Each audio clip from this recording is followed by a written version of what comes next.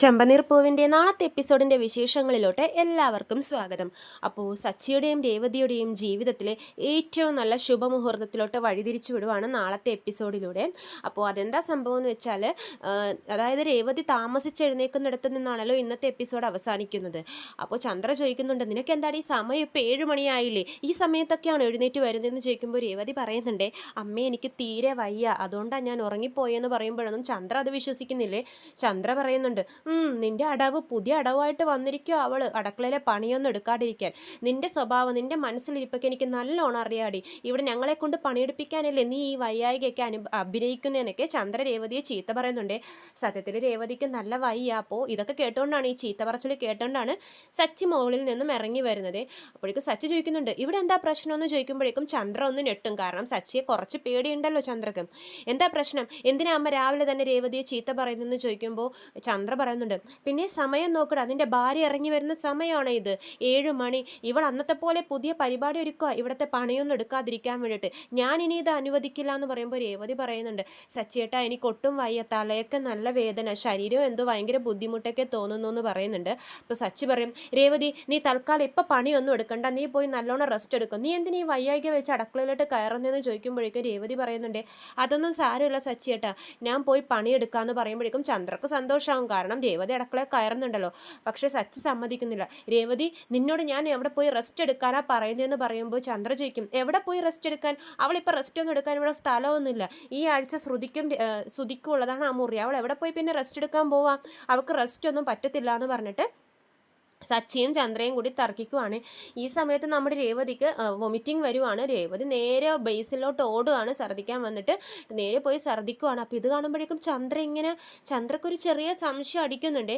സച്ചി പുറകെ പോയി രേവതിക്ക് തടവിയൊക്കെ കൊടുക്കുന്നുണ്ട്. അപ്പോൾ സച്ചി പറയുന്നുണ്ട്, കണ്ടോ അമ്മേ, രേവതി പറഞ്ഞത് കള്ളല്ലെന്ന് മനസ്സിലായില്ലേ, അവൾക്ക് വയ്യ അമ്മേ, അതുകൊണ്ടല്ലേ അവളിന്ന് താമസിച്ചെഴുന്നേറ്റെന്നൊക്കെ പറഞ്ഞ് സച്ചി ഭയങ്കര ബഹളം ഉണ്ടാക്കുന്നുണ്ട്. അപ്പോഴേക്കും പക്ഷേ സച്ചിക്ക് ട്രിപ്പിൻ്റെ സമയമായി. അപ്പോൾ സച്ചി പറയുന്നുണ്ട്, രേവതി വാ, നമുക്ക് എളുപ്പം ഹോസ്പിറ്റലിൽ പോവാം, എന്നിട്ട് ഹോസ്പിറ്റലിൽ കാണിച്ചു കഴിഞ്ഞിട്ട് ഞാനിന്ന് ഓട്ടത്തിന് പോവുള്ളൂ എന്ന് പറയുവാണ്. അപ്പോൾ രേവതി പറയുന്നുണ്ട്, ഇല്ല സച്ചിയേട്ടാ, അതിപ്പോൾ ശരിയാവും, ചിലപ്പോൾ രാത്രി കഴിച്ച ഭക്ഷണത്തിൻ്റെ ആയിരിക്കും, ഞാൻ കുറച്ചു നേരം ഒന്ന് ഇവിടെ വല്ലയിടത്തും ഇരുന്നിട്ട് പറ്റില്ലെങ്കിൽ മാറിയില്ലെങ്കിൽ മാത്രം നമുക്ക് സച്ചിയേട്ടൻ വന്നിട്ട് ഹോസ്പിറ്റലിൽ പോകാമെന്നാണ് രേവതി പറയുന്നത്.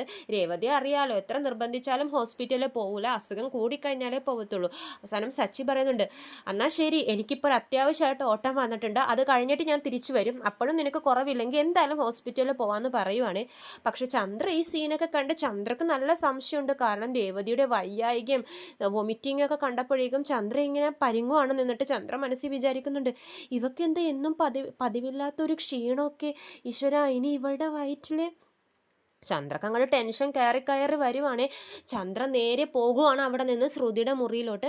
പിന്നെ കാണിക്കുന്നത് ഓട്ടോ ഒക്കെ കഴിഞ്ഞിട്ട് സച്ചിയും ഈച്ചയും തമ്മിലുള്ള സംഭാഷണമാണ്. അപ്പോൾ സച്ചി ഇങ്ങനെ ആലോചിച്ചുകൊണ്ടിരിക്കുമ്പോൾ ഈച്ച ചോദിക്കുന്നുണ്ട്, എന്താടാ ഇന്ന് ഭയങ്കര ആലോചനയിലാണല്ലോ, അല്ലടാ രേവതി കൊട്ടും വയ്യ, വിളിച്ചിട്ടാണെങ്കിൽ അവൾ ഫോണും എടുക്കുന്നില്ല, ഇനി ഉറങ്ങിപ്പോയോ എന്നറിയില്ലല്ലോ. അപ്പോൾ ഈച്ച ചോദിക്കും, എന്ത് പറ്റിയടാ അവൾക്ക്, രാവിലെ തന്നെ ഇന്ന് താമസിച്ചാണ് എഴുന്നേറ്റത്, അതിൻ്റെ പേരിൽ രേവതിക്ക് ഭയങ്കര ചീത്തയായിരുന്നു അമ്മയുടെ കയ്യിൽ നിന്ന്, അവൾക്ക് ഇന്ന് ഒട്ടും വയ്യടാ, വൊമിറ്റും ചെയ്യുന്നുണ്ടായിരുന്നു എന്ന് പറയുമ്പോഴേക്കും ഈച്ചക്ക് കാര്യം പിടികിട്ടിയേ. ഈച്ച പറയുന്നുണ്ട്, എടാ കള്ളാ, നീ പണി പറ്റിച്ചല്ലേന്ന് ചോദിക്കുവേ. അപ്പോഴേക്കും സച്ചി പറയും, പണി പറ്റിച്ചെന്നോ, എന്ത് പണി പറ്റിച്ചെന്ന് സച്ചിക്ക് പെട്ടെന്ന് ക്ലിക്കാവൂലേ. അപ്പോൾ ഈച്ച പറയുന്നുണ്ട്, എടാ ഈ വൊമിറ്റിങ്ങും ക്ഷീണമൊക്കെ എന്തിൻ്റെ ലക്ഷണങ്ങളാ, നീ ഒരു അച്ഛനാവാൻ പോവാടാന്ന് പറയുമ്പോഴേക്കും സച്ചിക്ക് അങ്ങോട്ട് ഭയങ്കര സന്തോഷമാവാണേ. സച്ചി ഇങ്ങനെ, ആണോ, നീ ഇത് സത്യമാണോ പറയുന്നത്, ആടാ ഇതൊക്കെ അതിൻ്റെ ലക്ഷണങ്ങളാ, ചില പെണ്ണുങ്ങളിൽ ഇങ്ങനത്തെ ലക്ഷണമൊക്കെ ഉണ്ടാവും എന്നാണ് ഈച്ച പറയുന്നത്. ഇത് കാണുമ്പോഴേക്കും ഇത് കഴിഞ്ഞ് കാണിക്കുന്നത് ചന്ദ്രയുടെ പരാക്രമങ്ങളാണ്. ചന്ദ്ര നേരെ ശ്രുതിയുടെ അടുത്തോട്ട് പോവാണ്. ശ്രുതി എന്ന് പറഞ്ഞ് വിളിക്കുവാണ്. അപ്പോൾ ശ്രുതി പറയുന്നുണ്ട്, എന്താ അമ്മേ, നീ അറിഞ്ഞോ വല്ലതും. അപ്പോൾ ശ്രുതി ചോദിക്കും, എന്താ അമ്മേ, ആ രേവതി അവിടെ നിന്ന് വൊമിറ്റ് ചെയ്യുന്നു. അപ്പോൾ ശ്രുതി പറയും, അതിനെന്താ അവൾ വൊമിറ്റ് ചെയ്യട്ടെ, അല്ല അവൾക്ക് നല്ല ക്ഷീണമുണ്ട്. അപ്പോൾ ശ്രുതി പറയും, അതിനെന്താ അമ്മേ, എനിക്കൊരു സംശയം, ഇനി അവളുടെ വയറ്റിലെങ്ങാനും കുഞ്ഞുണ്ടോ എന്ന്. അപ്പോഴേക്കും ശ്രുതിക്കും അത് ഷോക്കാവുകയാണ്. ശ്രുതി പറയുന്നുണ്ട്, അതൊന്നും ആയിരിക്കില്ല അമ്മേ, അവൾക്ക് വല്ല ഫുഡ് പിടിക്കാത്ത അതൊന്നും അല്ല, അവളുടെ മുഖം കാണുമ്പോൾ എനിക്ക് നല്ല സംശയമുണ്ട്. ശ്രുതി, നിനക്കറിയാലോ, അച്ചാമ്മ ആദ്യം ജനിക്കുന്ന കുട്ടിക്ക് ആ പറഞ്ഞു വെച്ചിരിക്കുന്ന സമ്മാനമൊക്കെ കൊടുക്കാൻ തീരുമാനിച്ചിരിക്കുന്നത്. നീ ഒരമ്മ ആവണമെന്നായിരുന്നു എൻ്റെ ആഗ്രഹം. എൻ്റെ കുടുംബത്തിലെ ആദ്യത്തെ നീയാണ് മൂത്ത മരുമകൾ, നീ തന്നെ ഈ കുടുംബത്തിലെ ആദ്യത്തെ ഒരു കുട്ടിയെ കൊണ്ടുവരണം എന്നായിരുന്നു എൻ്റെ ആഗ്രഹം. അതൊക്കെ തെറ്റിച്ചുകൊണ്ട് ആ രേവതിയാണ് ഇനി അവളുടെ വൊമിറ്റിംഗ് ഒക്കെ കുഞ്ഞുണ്ടാവാനുള്ള ഇതാണോ എന്നൊക്കെ ചോദിക്കുമ്പോഴേക്കും ശ്രുതി പറയും, അതൊന്നും ആയിരിക്കില്ല അമ്മേ, രേവതി നമുക്ക് നോക്കാം എന്താ സംഭവം എന്ന്. ചിലപ്പോൾ വല്ല ഫുഡിൻ്റെ ഒക്കെ ആയിരിക്കും എന്നൊക്കെ ശ്രുതി പറയുന്നുണ്ട്. പക്ഷെ ശ്രുതിക്ക് സംശയമുണ്ട് കേട്ടോ, രേവതി ഇനി പ്രഗ്നൻ്റ് ആണോ എന്നൊക്കെ. ചന്ദ്ര പറയുന്നുണ്ട്, അവൾ പ്രഗ്നൻ്റ് ആവാൻ ഞാൻ സമ്മതിക്കില്ല. ശ്രുതി, നീ എത്രയും പെട്ടെന്ന് എനിക്കൊരു കുഞ്ഞിനെ തന്നേ പറ്റുള്ളൂ. അവൾ ഏതായാലും അവൾക്ക് കുഞ്ഞൊന്നും ഉണ്ടാവില്ല. ചന്ദ്ര അത് മനസ്സിൽ പറഞ്ഞിങ്ങനെ വിശ്വസിപ്പിക്കുവാണേ. അപ്പോഴേക്കും ശ്രുതി പറയുന്നുണ്ട്, അമ്മേ ഞങ്ങൾക്കും ഉടനെ തന്നെ കുഞ്ഞുങ്ങളുണ്ടാവും, അമ്മ ടെൻഷൻ അടിക്കണ്ട എന്നൊക്കെ ശ്രുതി സമാധാനിപ്പിക്കുന്നുണ്ട്. അത് കഴിഞ്ഞിട്ട് കാണിക്കുന്നത് നമ്മുടെ സച്ചി വീട്ടിലോട്ട് ഓടി വരുവാണ്. എന്നിട്ട് രേവതി ഇങ്ങനെ നോക്കിയിട്ട് ചോദിക്കും, രേവതി, ഞാൻ നിനക്ക് അതന്നെയാണോ, നിൻ്റെ വയറ്റിൽ നമുക്ക് കുഞ്ഞുണ്ടാവാൻ പോവാണോ എന്ന് ചോദിക്കുമ്പോൾ രേവതി ഇങ്ങനെ തലയാട്ടുന്നുണ്ട്. സച്ചി സന്തോഷം കൊണ്ട് രേവതിയെ പൊക്കിയെടുത്ത് കറക്കുവാണ്. രണ്ടുപേരും ഭയങ്കര സന്തോഷത്തിലാണ്. ഇത് കണ്ട് നമ്മുടെ ചന്ദ്ര ഇങ്ങനെ ഷോക്കായിട്ട് നിൽക്കുവാണ്. ഇവരുടെ സ്നേഹം, ഇവർക്ക് കുഞ്ഞുണ്ടാവാൻ പോകുന്നുള്ള വിവരമൊക്കെ അറിഞ്ഞിട്ട് ചന്ദ്ര എന്നിട്ട് ഇങ്ങനെ ദേഷ്യത്തിലും സങ്കടവും കൊണ്ട് ചന്ദ്ര അങ്ങനെ നിൽക്കുവാണ്. പെട്ടെന്ന് ചന്ദ്ര ഇങ്ങനെ ഞെട്ടി എഴുന്നേൽക്കുക. സംഭവം ചന്ദ്ര ഒരു സ്വപ്നം കണ്ടതാണ്.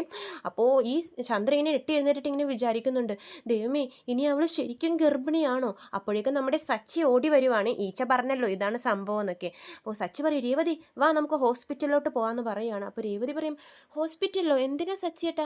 വാ രേവതി, നമുക്കൊന്ന് ഹോസ്പിറ്റലിൽ, എനിക്ക് നല്ല സംശയമുണ്ട്, നമുക്ക് എന്തായാലും ഒരു കുഞ്ഞ് ജനിക്കാൻ പോവാ രേവതി, വാ നമുക്ക് എത്രയും പെട്ടെന്ന് ഹോസ്പിറ്റലിൽ പോകാമെന്ന് പറയുകയാണ്. അപ്പോഴേക്ക് രവീന്ദ്രനും പറയുന്നുണ്ട്, മോളെ രേവതി, നിങ്ങൾ ഹോസ്പിറ്റലിൽ പോയി ആദ്യം കൺഫേം ചെയ്യിക്കുന്നൊക്കെ പറഞ്ഞിട്ട് രേവതിയും സച്ചിയും കൂടി ഹോസ്പിറ്റലിലോട്ട് വിടുവാണേ. ചന്ദ്ര അവിടെ നിന്ന് നല്ല പ്രാർത്ഥനയാണ്. അപ്പോൾ പൂജാമുറി കയറിയിട്ട്, ദൈവമേ അവർക്ക് ഞാൻ വിചാരിക്കുന്ന നെഗറ്റീവായിട്ടൊന്നും നടക്കല്ലേ, അവൾക്ക് കുഞ്ഞിനൊന്നും കൊടുത്തേക്കല്ലേ എന്നൊക്കെ ചന്ദ്ര പ്രാർത്ഥിക്കുന്നുണ്ട്. സച്ചി ഭയങ്കര സന്തോഷത്തിലാണ് കേട്ടോ. സച്ചി രേവതിയും കൂട്ടി ഹോസ്പിറ്റലിൽ പോവാണ്. പക്ഷേ ഹോസ്പിറ്റലിൽ ടെസ്റ്റൊക്കെ ചെയ്ത് വരുമ്പോഴേക്കും നെഗറ്റീവാണ് ഫലം. അത് അവർക്ക് ഭയങ്കര സങ്കടം ആവുന്നുണ്ട്. അങ്ങനെ അപ്പോൾ രേവതി പറയുന്നുണ്ട്, സച്ചിയേട്ടൻ ഞാൻ പറഞ്ഞില്ല ഇത് അതിൻ്റെന്നായിരിക്കില്ല എന്ന്, ഹോസ്പിറ്റലും പോകണ്ടെന്ന് പറഞ്ഞില്ല. ഇപ്പോൾ കണ്ടില്ലേ സച്ചിയേട്ടൻ്റെ വിഷമം ഞാൻ മാത്രമേ കാണുന്നുള്ളൂ, എന്തിനാ സച്ചിയേട്ടാ ഇത്രയും പ്രതീക്ഷിക്കാനൊക്കെ പോയത്? സച്ചി പറയും, ഇല്ല രേവതി, ഈച്ചയും എല്ലാവരും പറഞ്ഞപ്പോഴേക്കും ഞാനും ഓർത്തു നമുക്കൊരു കുഞ്ഞുണ്ടാവാൻ പോവുകയാണെന്ന്. അപ്പോൾ രേവതി പറയും, സച്ചിയേട്ട വിഷമിക്കണ്ട, ഇന്നല്ലെങ്കിൽ നാളെ നമുക്ക് ഇതുപോലെ തന്നെ ഒരു അവസരം ഇനി വീണ്ടും വരും, അന്ന് സച്ചിയേട്ടനൊരു കുഞ്ഞ് എന്തായാലും ഉണ്ടാവും എന്നൊക്കെ രേവതി സമാധാനിപ്പിക്കുന്നുണ്ട്. എന്നിട്ട് ഇവർ ഭയങ്കര സങ്കടത്തിൽ വീട്ടിലോട്ട് തിരിച്ചു വരുമ്പോഴേക്കും വീട്ടിലെ രവീന്ദ്രൻ്റെ അടുത്ത് ഈ വിവരം ഭയങ്കര വിഷമത്തോടെയാണ് സച്ചി അവതരിപ്പിക്കുന്നത്. അപ്പോൾ ഇത് കാണുമ്പോഴേക്കും നമ്മുടെ ചന്ദ്രക്ക് ഭയങ്കര സന്തോഷമാവുന്നുണ്ട്. കാരണം രേവതിയുടെ വയറ്റിൽ കുഞ്ഞില്ലല്ലോ. ചന്ദ്ര പിന്നെ തുടങ്ങും രേവതിയെ കുറ്റപ്പെടുത്താനും കളിയാക്കാനും. ചന്ദ്ര പറയുന്നുണ്ട്, നല്ല മനസ്സുള്ളവർക്കേ ദൈവം എളുപ്പം കുട്ടിയെ കൊടുക്കത്തുള്ളൂ, ഇത് ഇവളുടെ മനസ്സ് നല്ലതൊന്നുമല്ല, നിങ്ങൾക്കൊന്നും ഈ അടുത്തൊന്നും കുഞ്ഞുണ്ടാവാൻ പോവില്ല എന്ന് പറഞ്ഞിട്ട് ചന്ദ്ര രേവതിയുടെ മനസ്സ് ഭയങ്കരമായിട്ട് വിഷമിപ്പിക്കുകയാണ്. ഇത്രയും കാണിച്ചുകൊണ്ടാണ് നാളത്തെ എപ്പിസോഡ് അവസാനിക്കുന്നത്. ചെമ്പനീർ പൂവിൻ്റെ കൂടുതൽ വിശേഷങ്ങൾ ഞാൻ എൻ്റെ ചാനലിലൂടെ അപ്ലോഡ് ചെയ്യുന്നതാണ്. ചാനൽ സബ്സ്ക്രൈബ് ചെയ്യാത്തവരുണ്ടെങ്കിൽ സബ്സ്ക്രൈബ് ചെയ്യണേ. വീഡിയോ ഇഷ്ടമായെങ്കിൽ ലൈക്ക് ചെയ്യാനും മറക്കരുത്. എല്ലാവർക്കും നന്ദി.